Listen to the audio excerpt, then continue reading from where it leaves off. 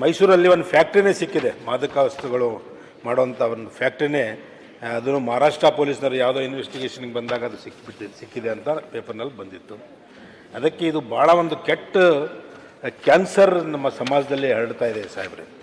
ಒಳ್ಳೆ ಎಲ್ಲ ಕಡೆಯೂ ನಾನು ಮೊನ್ನೆ ನಮ್ಮ ದಾವಣಗೆರೆ ಜಿಲ್ಲೆಯಲ್ಲಿ ಶಾಲೆಗಳಿಗೆ ಹೋಗಿದ್ದೆ 2-3.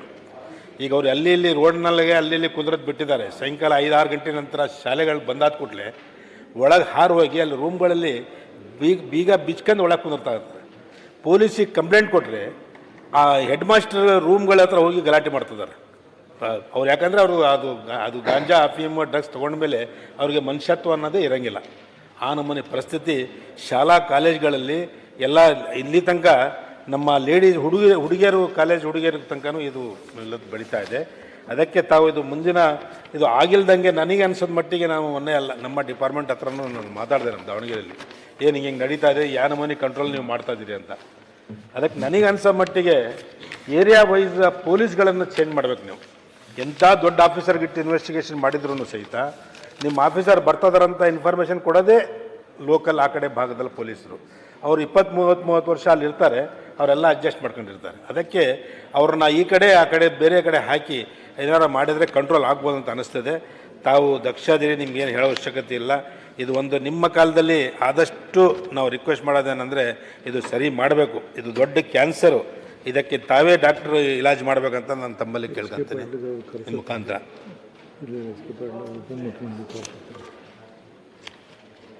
ಏನಪ್ಪ ಇದು ಮಾನ್ಯ ಸಭಾಪತಿಗಳೇ, ಈ ಡ್ರಗ್ಸ್ ಬಗ್ಗೆ ನಮ್ಮ ಸರ್ಕಾರ ಬಂದ ಮೇಲೆ ಭಾಳ ಒಂದು ಕಠಿಣವಾದ ನಿರ್ಧಾರವನ್ನು ತಗೊಂಡಿದೆ. ಮಾನ್ಯ ಮುಖ್ಯಮಂತ್ರಿಗಳು ಸದನದಲ್ಲೇ ಹೇಳಿದರು, ನಾವು ಕರ್ನಾಟಕವನ್ನು ಈ ಡ್ರಗ್ಸ್ ಮುಕ್ತ ಮಾಡ್ತೇವೆ. ಒಂದು ಸ್ಟೇಟ್ಮೆಂಟ್ ಮಾಡಿದರು. ಅವರ ಒಂದು ಸ್ಟೇಟ್ಮೆಂಟ್ನಿಂದ ಇಡೀ ರಾಜ್ಯದಲ್ಲಿ ಇಡೀ ಇಲಾಖೆ ಎಷ್ಟರ ಮಟ್ಟಿಗೆ ಕಾರ್ಯಗತವಾಗಿದೆ ಅನ್ನೋದನ್ನು ಹೇಳಬೇಕು ಅಂತಂದರೆ, ಸಾವಿರಾರು kg ಡ್ರಗ್ಸನ್ನು ಹಿಡಿದಿದ್ದೆವು ಕಳೆದ 2.5-3 ವರ್ಷದಲ್ಲಿ. ಯಾವತ್ತೂ ಕೂಡ ಇಷ್ಟೊಂದು ಡ್ರಗ್ಸನ್ನು ಕರ್ನಾಟಕದಲ್ಲಿ ಯಾವತ್ತೂ ಸೀಸ್ ಮಾಡಿರಲಿಲ್ಲ. ಅಷ್ಟರ ಮಟ್ಟಿಗೆ ನಾವು ಒಂದು ವಾರನ್ನೇ ಡಿಕ್ಲೇರ್ ಮಾಡಿದ್ದೇವೆ. ಪ್ರತಿನಿತ್ಯ ಬೆಂಗಳೂರಿನಲ್ಲಿ ಪ್ರತಿನಿತ್ಯ ಒಂದಲ್ಲ ಒಂದು ರೀತಿಯಲ್ಲಿ ಒಂದು ಕಡೆ ಫಾರಿನ್ನಿಂದ ಬರುತ್ತೆ, ಒಂದು ಕಡೆ ಪಾರ್ಸೆಲ್ ಬರುತ್ತೆ, ಒಂದು ಕಡೆ ಬೇರೆ ರಾಜ್ಯದಿಂದ ಬರುತ್ತೆ, ಒಂದು ಕಡೆ ಇಲ್ಲೇ ಸಿಂಥಸೈಸ್ ಮಾಡ್ತಾರೆ. ಇಷ್ಟೆಲ್ಲ ಮಾಡ್ತಾ ಇದ್ದರೂ ಕೂಡ ಇನ್ನೂ ನಡೀತಾ ಇದೆ, ನಾನು ಅದನ್ನು ಒಪ್ಕೊಳ್ತೇನೆ. ಆದರೆ ಇದನ್ನು ನಾವು ಇಷ್ಟಕ್ಕೆ ಬಿಡೋದಿಲ್ಲ. ಎಲ್ಲಿಯವರೆಗೆ ಕರ್ನಾಟಕವನ್ನು ಡ್ರಗ್ಸ್ ಮುಕ್ತ ಮಾಡ್ತೀವೋ ಅಲ್ಲಿವರೆಗೂ ನಾವು ಈ ವಾರನ್ನು ನಡೆಸ್ತೀವಿ. ಯಾಕೆಂದರೆ ನಾವು ಈಗಾಗಲೇ ಅನೇಕ ಕ್ರಮಗಳನ್ನು ತೊಗೊಂಡಿದ್ವಿ. ನಾನು ವಿವರಣೆ ಮಾಡೋದಕ್ಕೆ ಅಟ್ಲೀಸ್ಟ್ ಒಂದು ಅರ್ಧ ಗಂಟೆ ಆದರೂ ಬೇಕಾಗ್ತದೆ. ಶಾಲಾ ಕಾಲೇಜುಗಳಲ್ಲಿ ಏನು ಈ ಹಾವಳಿ ಇದೆ, ಇದನ್ನು ನಾವು ನಿಲ್ಲಿಸಬೇಕು ಅಂಥೇಳಿ ಭಾಳ ಪ್ರಯತ್ನ ಮಾಡ್ತಾ ಇದ್ದೇವೆ. ಪ್ರತಿ ತಿಂಗಳ ಪ್ರತಿ ಕಾಲೇಜಿಗೆ ಪ್ರತಿ ಶಾಲೆಗೆ ನಮ್ಮ ಪೊಲೀಸ್ ಆಫೀಸರ್ಸ್ ಭೇಟಿ ಕೊಡಬೇಕು ಅಂತ ಮಾಡಿದ್ದೇನೆ. ಅವರು ಹೋಗಿ ಅವರಿಗೆ ಅವೇರ್ನೆಸ್ ಕ್ರಿಯೇಟ್ ಮಾಡಬೇಕು, ಅದರಿಂದ ಆಗ್ತಕ್ಕಂಥ ಅನಾಹುತ ಏನು ಅಂತೇಳಿ ಅದನ್ನು ಅವ್ರಿಗೆ ತಿಳಿಸ್ಬೇಕು. ಎರಡನೇದು, ಅವರು ಡ್ರಗ್ಸ್ ಯೂಸ್ ಮಾಡ್ತಾ ಇದ್ದರೆ ಅದನ್ನು ಗಮನಿಸಿ ಅದನ್ನು ಹಿಡಿಬೇಕು ಅಂಥೇಳಿ.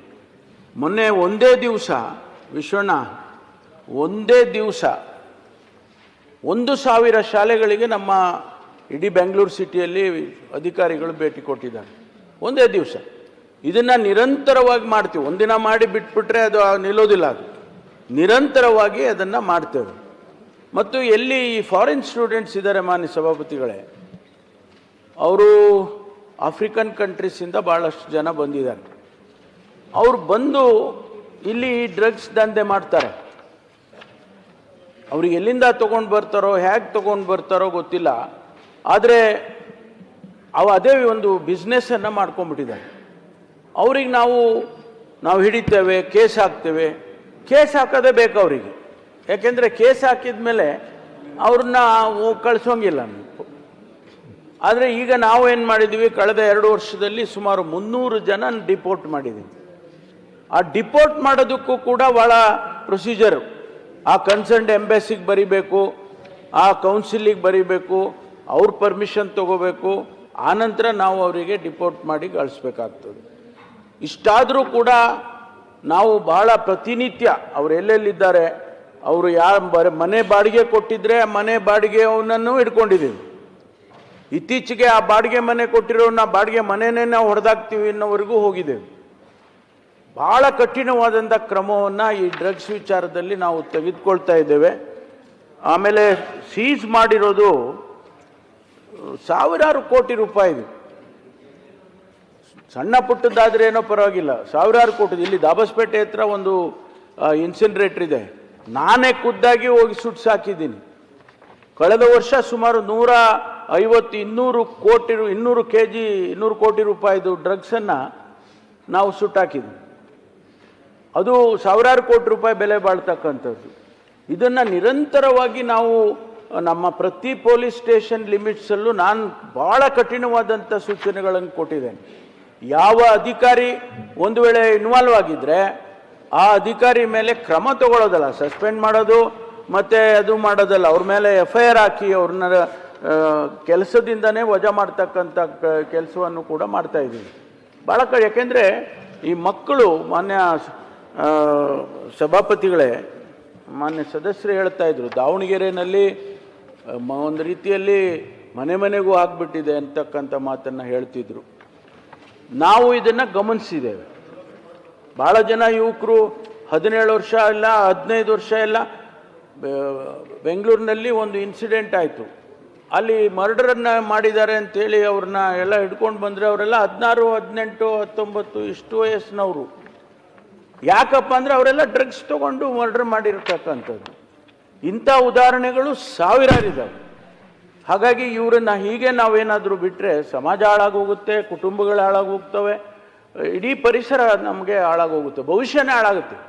ಆದ್ದರಿಂದ ಭಾಳ ಕಠಿಣವಾದಂಥ ತೀರ್ಮಾನಗಳನ್ನು ತಗೊಂಡಿದ್ದೇವೆ. ಮಾನ್ಯ ಸದಸ್ಯರಿಗೆ ನಾನು ಭರವಸೆ ಕೊಡೋದಕ್ಕೆ ಇಷ್ಟಪಡ್ತೇನೆ. ಯಾಕೆಂದರೆ ಅವರು ದಾವಣಗೆರೆಯಲ್ಲಿ ನನಗೆ ಈಗ ಹೇಳ್ತಾ ಇದ್ರು, ಜಾಸ್ತಿ ಆಗಿಬಿಟ್ಟಿದೆ ಅಂತ. ನಾವು ದಾವಣಗೆರೆನೂ ಬಿಡೋದಿಲ್ಲ, ಯಾವ ಜಿಲ್ಲೆನೂ ಬಿಡೋದಿಲ್ಲ.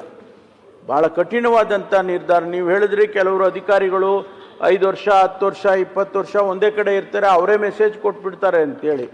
ರೈಡ್ ಮಾಡೋದನ್ನು ಇವ್ರು ಪ್ಲ್ಯಾನ್ ಮಾಡ್ತಾಯಿದ್ರೆ ಅವರೇ ಮೆಸೇಜ್ ಕೊಟ್ಬಿಡೋದು, ಆವಾಗ ಯಾರೂ ಸಿಗೋದೇ ಇಲ್ವಲ್ಲ. ಅದನ್ನೆಲ್ಲವನ್ನು ಕೂಡ ನಾವು ನಿಯಂತ್ರಣ ಮಾಡೋಕ್ಕೆ ಈಗಾಗಲೇ ಕ್ರಮ ತಗೊಳ್ತಾ ಇದ್ದೀವಿ. ಆದ್ದರಿಂದ ಈ ಏನು ಅವರು ಪ್ರಶ್ನೆ ಕೇಳಿದ್ದಾರೆ ಭಾಳ ಸಮಾಜಮುಖಿ ಪ್ರಶ್ನೆ ಇದು, ಭಾಳ ಎಲ್ಲರಿಗೂ ಕನ್ಸರ್ನ್ ಆಗಿರ್ತಕ್ಕಂಥದ್ದು. ನಾವು ಇದನ್ನು ನಿಯಂತ್ರಣ ಖಂಡಿತವಾಗಿ ಮಾಡೇ ಮಾಡ್ತೀವಿ. ಕೊನೆಯದಾಗಿ ಮಾನ್ಯ ಅಧ್ಯಕ್ಷರೇ, ನಾನು ಮೊನ್ನೆ ಗೃಹ ಮಂತ್ರಿ ಸಾಹೇಬರಲ್ಲಿ ಮನವಿ ಮಾಡೋದೇನಪ್ಪ ಅಂದರೆ, ಇದು ಡ್ರಗ್ಸ್ ದಂಧೆ ಯಾವ ನಮೂನೆ ಇತ್ತೋ ಅದೇ ನಮೂನೆ ಮಂಗಳೂರಲ್ಲಿ ಪದೇ ಪದೇ ಗಲಾಟೆಗಳಾಗ್ತಾಯಿದ್ವು. ಒಳ್ಳೆ ದಕ್ಷ ಆಫೀಸರ್ ಹಾಕಿದ್ದಕ್ಕೆ ಅವ್ರು ಬಂದಾಗಿಂದನೂ ಇವತ್ತು ತನಕ ಅಂತ ಯಾವ ಇನ್ಸಿಡೆನ್ಸ್ ನಡೆಸಿಲ್ಲ. ಮಂಗಳೂರು ಪ್ರಾಪರ್ ಅದು ಎಕ್ಸಾಂಪಲ್ ನೋಡಬೇಕಂದ್ರೆ ಅಂಥ ಆಫೀಸರ್ಗಳನ್ನೇ ತಾವು ಇದಕ್ಕೆ ಒಂದು 5-6 ಜಿಲ್ಲೆ, ಯಾಕಂದರೆ ಮೈಸೂರು, ಬೆಂಗಳೂರು, ಮಂಗಳೂರು, ಹುಬ್ಬಳ್ಳಿ, ದಾವಣಗೆರೆ, ಇಂಥ ಮೈಸೂರು ಕಡೆ ಇಂಥ ಕಡೆ ನೀವು ಒಳ್ಳೆಯ ಒಂದು ದಕ್ಷ ಆಫೀಸರ್ಗಳು ಹಾಕಿ ಅವರಿಗೆ ಜವಾಬ್ದಾರಿ ಕೊಟ್ಬಿಟ್ರೆ ಇಂಥ ಕಡೆ ನೀವು ಸ್ವಲ್ಪ ಜಾಸ್ತಿ ಗಮನ ಹರಿಸ್ಬೇಕಂತ ಹೇಳಿದರೆ ಇದು ಬಗೆಹರಿಯಂಥ ಪ್ರಸಂಗ ಅದು. ಯಾಕಂದರೆ ಬಾಕಿ ಬೇರೆ ಜಿಲ್ಲೆಗಳಲ್ಲಿ ಅಷ್ಟಷ್ಟಿಲ್ಲ. ಇವು 5-6 ಜಿಲ್ಲೆಗಳಲ್ಲಿ ಅಂತೂ ಹೆವಿ ಆಗಿಬಿಟ್ಟಿದೆ ಡ್ರಗ್ಸಿಂದು. ಅದಕ್ಕೆ ತಾವು ಈ ಕಡೆ ಸ್ವಲ್ಪ ದಕ್ಷ ಆಫೀಸರ್ಗಳನ್ನು ಹಾಕಿ ಇದನ್ನು ಕಂಟ್ರೋಲ್ ಮಾಡ್ತೀರಂತ ನಾನು ನಂಬ್ತೇನೆ. ಮಾನ್ಯ ಸಭಾಪತಿಗಳೇ, ಇದಕ್ಕೆ ನಾನು ಅವರು ಅಧಿಕಾರಿಗಳ ವಿಷಯ ಪ್ರಸ್ತಾಪ ಮಾಡಿದರು. ನಾವೊಂದು ಹೊಸದಾಗಿ ಆ್ಯಂಟಿ ನಾರ್ಕೋಟಿಕ್ ಟಾಸ್ಕ್ ಫೋರ್ಸ್ ಅಂತ ಮಾಡಿದ್ದೇವೆ. ಆ್ಯಂಟಿ ನಾರ್ಕೋಟಿಕ್ ಟಾಸ್ಕ್ ಫೋರ್ಸ್. ಅದಕ್ಕೆ ಪ್ರತ್ಯೇಕವಾಗಿ ಯಾರು ಎಫಿಷಿಯೆಂಟ್ ಆಫೀಸರ್ಸ್ ಇದ್ದಾರೆ, ಎಫೆಕ್ಟಿವ್ ಆಫೀಸರ್ಸ್ ಇದ್ದಾರೆ ಅಂಥವ್ರನ್ನ ಒಂದು 56 ಹುದ್ದೆಗಳನ್ನು ಸೃಷ್ಟಿ ಮಾಡಿ ನಮ್ಮ ಆ್ಯಂಟಿ ನಕ್ಸಲ್ ಫೋರ್ಸಿಂದನೇ ತೊಗೊಂಡಿದ್ದೀವಿ. ಅವ್ರನ್ನ ವೆಲ್ ಟ್ರೈನ್ಡ್ ಆಫೀಸರ್ಸ್ ಅವರನ್ನು 56 ಜನನ ತಗೊಂಡು ಇದಕ್ಕೆ ಒಂದು ಆ್ಯಂಟಿ ನಾರ್ಕೋಟಿಕ್ ಫೋರ್ಸ್ ಅಂತಲೇ ಮಾಡಿದ್ದೀವಿ, ಹೊಸದಾಗಿ ಮಾಡಿದ್ದೀವಿ. ಬಹುಶಃ ಬೇರೆ ಯಾವುದೇ ರಾಜ್ಯದಲ್ಲಿ ಆ ಥರದ್ದೊಂದು ಫೋರ್ಸ್ ಇಲ್ಲ. ಸುಮಾರು 10 ಜನ ಸೀನಿಯರ್ ಆಫೀಸರ್ಸು, ಆಮೇಲೆ 56 ಜನ ಈ ಬೇರೆ ಕಡೆಯಿಂದ ನಾವು ಅವ್ರನ್ನ ಡೆಪ್ಯುಟೇಷನ್ ಮೇಲೆ ANF ಇಂದ ತೊಗೊಂಡಿದ್ದೀವಿ. ಇದು ಕೂಡ ಇವತ್ತು ಬೇರೆ ಬೇರೆ ಬೇರೆ ಜಿಲ್ಲೆಗೆ ಭೇಟಿ ಕೊಟ್ಟು ಅವರು ರೈಡ್ ಮಾಡ್ತಕ್ಕಂಥದ್ದು ಅಥವಾ ಹಿಡಿತಕ್ಕಂಥದ್ದು ಇದನ್ನೆಲ್ಲವನ್ನು ಕೂಡ ಅವರಿಗೆ ವಹಿಸ್ಕೊಟ್ಟಿದ್ದೀವಿ. ಅದು ಎಫೆಕ್ಟಿವ್ ಆಗಿ ಆಗುತ್ತೆ. ಮುಂದಿನ ದಿನದಲ್ಲಿ ಈ ANTF ಅಂತ ಏನಿದೆ ಅವರು ಒಳ್ಳೆಯ ಕೆಲಸ ಮಾಡ್ತಾರೆ, ಮಾಡಬೇಕು. ಅದಕ್ಕಾಗಿ ನಾವು ಅವ್ರನ್ನ ನೇಮಕ ಮಾಡಿದ್ದೀವಿ ಅಂತ ಹೇಳಿ ಮಾನ್ಯ ಸದಸ್ಯರ ಗಮನಕ್ಕೆ ತರೋದಕ್ಕೆ ಬಯಸ್ತೇನೆ.